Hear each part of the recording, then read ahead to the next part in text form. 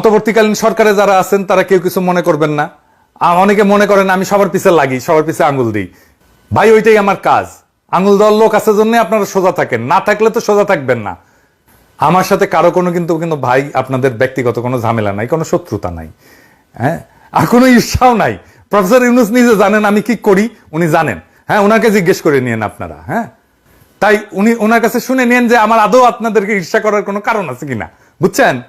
যাই হোক, July August 2024 একটা বিপ্লব হয়েছে। বিপ্লবে বিজয়ীরা সরকার গঠন করছে। এই সরকারে যারা আছে তারা সবাই কি আন্দোলনের সাথে প্রত্যক্ষভাবে যুক্ত ছিল? এই আন্দোলনের স্পিরিটের সাথে অ্যালাইন্ড? এই যে দেখেন ব্রিগেডিয়ার এম সাখাওয়াত হোসেন মাত্র 11 দিন আগে কি বলছিল, যে শেখ হাসিনাকে ভুল বোঝানো হয়েছে, সব খারাপ, উনি ভালো। শুনেন, উনার মুখে শুনেন। আমার মনে হয় যে মাননীয় প্রধানমন্ত্রীকে সঠিক তথ্য কেউই দেয় না, এবং উনি ওনার আশেপাশে যারা আছেন, হয়তো আমি বললে ঠিক হবে না, আমার যা মনে হয় যে তারা কোনোভাবেই ওনাকে কোনো সঠিক তথ্য দিতে চান না। তো উনি আসছেন এই তত্ত্বাবধায়ক সরকারে, তো উনি কি হাসিনার কোনো দোষ দেখতে পারবেন? হাসিনার বিচার করতে পারবেন? তো হাসিনা যদি বিচার করতে পারবেন তখন তা বলতে পারলেন না কেন? আর তখন বলার যখন সাহস ছিল না, এখন আসছেন কেন? ওই তো বুঝ শুনছি উনারে নাকি আর্মি ঢুকাইছে, আর্মির কোটায় আসছেন উনি। আচ্ছা, এই যে দেখেন শারমিন মোর্শেদ খান, সারোয়ার মোর্শেদের মেয়ে, সে তো জয় বাংলার লোক, আওয়ামী অ্যাক্টিভিস্ট হিসেবে তার শুরু। মুক্তির গান দেখছেন না? এই যে এই মহিলা, উনি শারমিন মোর্শেদ। দেখেন ওই সময় স্মৃতিচারণ করতেছে জয় বাংলার গান দিয়া। গানটা শোনান, রিটেশ সাহেব না শোনান। বোমারু বিমান মেশিন গান তুচ্ছ করে কামান, কদম কদম এগিয়ে চলেছে গাহি বাংলার গান, জয় বাংলার গান। আর এই যে ডামি ইলেকশনের আগে সে কইতেছে যে আমাদের ইলেকশন কমিশনের আর সরকারের ঢালাও সমালোচনা করা উচিত না। ওনার নিজের মুখে শুনেন, শুনুন। দেখুন, আমার খারাপ লাগছে কোন জিনিসটা জানেন?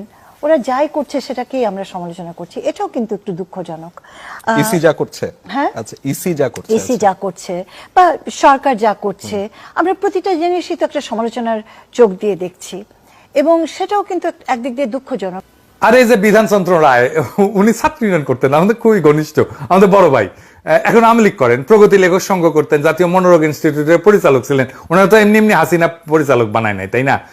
এটা তো উনি তো ইন্ডিয়া কোটায় আসছেন। যাই হোক, ও কিন্তু লেখালেখি করেন, বেশ কিছু ভালো বই লিখছেন দর্শন নিয়ে, বিশেষ করে ফ্রয়েড নিয়ে ওনার ভালো লেখা আছে। কিন্তু ওই যে কমিউনিস্ট কুরকুরে নিয়ে আসছেন, সিপিবিতেও ছিলেন।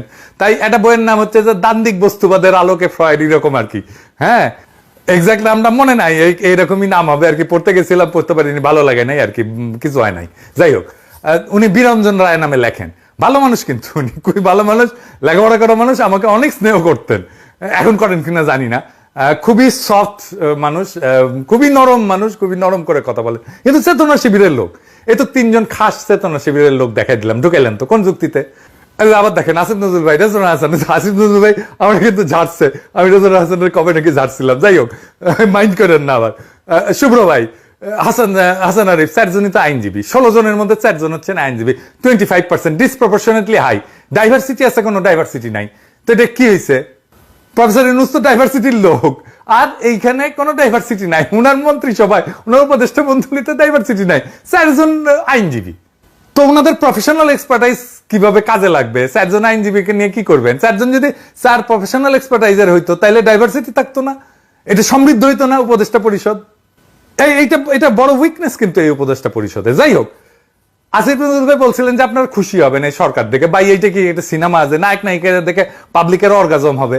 এটা হাইলি পলিটিক্যাল একটা ফরমেশন, অনেক ত্যাগ এবং রক্তের বিনিময়ে পাওয়া একটা রাজনৈতিক পরিবর্তনের স্পিরিটেড ফিজিক্যাল এমবডিমেন্ট। সেটা কি হয়েছে? আমি উত্তর দিব না, আমি এখানে জাজমেন্ট করব না। আপনি আপনাদের এই যে নিউজগুলোর নিচে যেগুলো আসে পত্রিকায়, তার কমেন্ট বক্স গুলো পড়েন, তাহলে বুঝবেন কতটুকু পূরণ হয়েছে এই উপদেষ্টা পরিষদে। অনেকের রিজার্ভেশন আছে ছাত্রদের উপদেষ্টা পরিষদে নেওয়ার ক্ষেত্রে।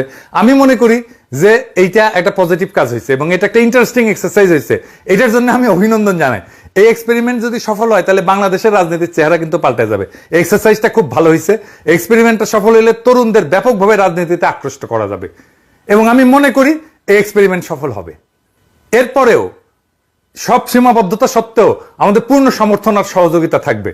এইটা মনে করেন না যে আমরা ব্যাশিং করবো, আন্দাজে আন্দাজে আমরা আপনাদের সমালোচনা করবো, তা না। আমরা কনস্ট্রাকটিভ ক্রিটিসিজম করবো, অব্যাহত থাকবে। আপনাদের বিরোধী দল থাকার দরকার আছে না, আমাদেরকে ধরে নেন না বিরোধী দল, দেখবেন মাঝে মাঝে কি কি কি কইতেছি আপনাদের নিয়ে। লক্ষ্য একটাই, বাংলাদেশের নাগরিকদের যে অধিকার কেড়ে নেওয়া হয়েছিল সেই অধিকার আবার তাদের হাতে ফিরে দেওয়ার, সেইটা আমরা একসাথেই দেব। আপনারা সরকারে থেকে দেবেন, আমরা সরকারের বাইরে থেকে দেব। আমরা আপনাদের সমালোচনা করব, আপনারা যেন সঠিক রাস্তায় থাকেন, আপনারা যেন দানব হইয়া না ওঠেন, আপনারা যেন নিজেদেরকে মেলা কিছু বহুত কিছু তালেবর সবারতে বেশি বোঝেন, এটা যেন না মনে করেন। যাই হোক, আপনাদের শুভকামনা করি, আপনাদের বিজয় কামনা করি এবং আপনাদের নেতৃত্বেই আমরা আছি। ইনকিলাব